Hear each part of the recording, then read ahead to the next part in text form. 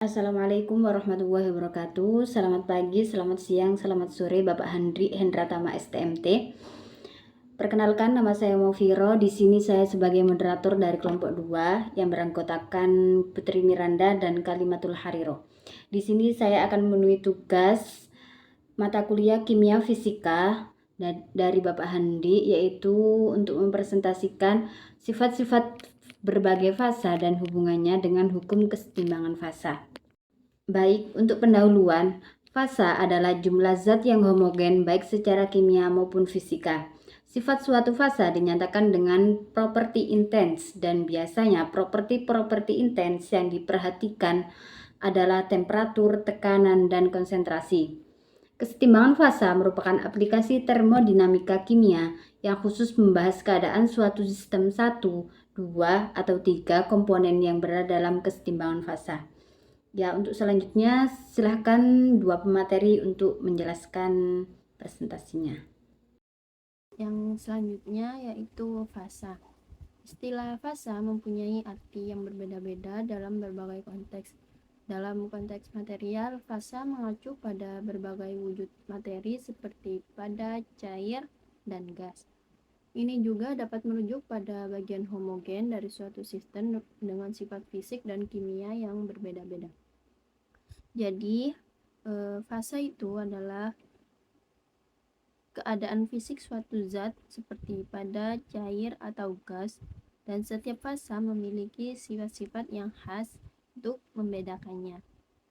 Nah, fasa sendiri digunakan untuk membantu menjelaskan peristiwa perubahan wujud zat seperti mencair, menyublim, mengembun, dan menguap, membeku. Selanjutnya yaitu sifat-sifat fasa. Sifat-sifat fasa sendiri itu ada 3 macam, yaitu padat, cair, dan gas. Padat, partikel-partikel dalam fasa padat saling berdekatan dan erat. Mereka memiliki bentuk dan volume yang tetap.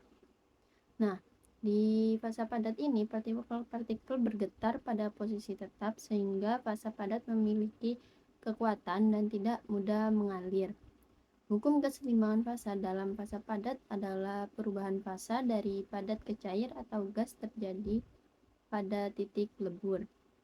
Dan selanjutnya yaitu cair. Partikel-partikel dalam fasa cair memiliki jarak yang lebih besar dibandingkan dengan fasa padat, memiliki volume tetap tetapi tidak memiliki bentuk tetap. Nah, di fasa cair ini cairan dapat mengalir dan mengisi wadah yang berbeda. Hukum keseimbangan fasa pada fasa cair adalah perubahan fase dari cair ke padat atau gas terjadi pada titik beku dan titik didih.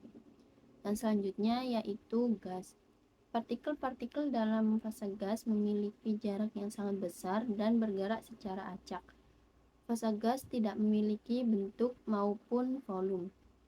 Di fase gas ini dapat mengisi seluruh ruang yang tersedia dan mudah mengalir. Hukum kesetimbangan fasa pada fasa gas adalah perubahan fase dari gas ke cair atau padat terjadi pada titik kondensasi dan titik sublimasi. Saya akan menjelaskan tentang hukum kesetimbangan fasa. Hukum kesetimbangan fasa juga dikenal sebagai hukum fase Gibbs, yang menjelaskan hubungan antara tekanan, suhu, dan jumlah fasa yang ada dalam suatu sistem tertentu. Hukum ini dinyatakan dalam persamaan F plus C sama dengan P plus C, di mana F adalah jumlah fase bebas atau independence, C adalah jumlah komponen, dan P adalah jumlah fasa yang ada dalam kesetimbangan. C itu jumlah komponen atau zat-zat yang tidak dapat dipisahkan. Angka 2 pada persamaan ini menunjukkan bahwa terdapat dua variabel independen, yaitu tekanan dan suhu. Kesetimbangan fasa dapat terjadi pada titik tertentu dalam suhu dan tekanan tertentu yang disebut titik lebur, titik didih, dan titik kritis. Kesetimbangan fasa juga dapat terjadi dalam sistem campuran di mana dua atau lebih zat berinteraksi satu sama lain.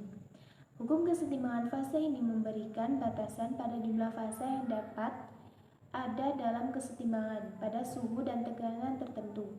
Misalnya, pada suhu dan tekanan tertentu, sistem dengan satu komponen hanya dapat memiliki maksimal 3 fasa yang ada dalam kesetimbangan.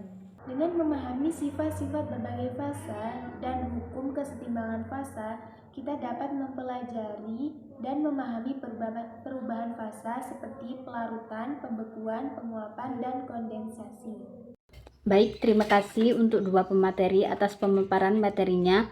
Jadi, kesimpulannya adalah kesetimbangan fasa memiliki aplikasi luas dalam berbagai bidang termasuk kimia, fisika, dan teknik. Pemahaman tentang kesetimbangan fasa penting dalam merancang proses industri, pemurnian bahan kimia, dan pemahaman tentang sifat-sifat materi dalam kondisi berbeda. Baik, saya selaku moderator dari kelompok 2, apabila ada salah kata atau kesalahan, saya mohon maaf yang sebesar-besarnya. Wassalamualaikum warahmatullahi wabarakatuh.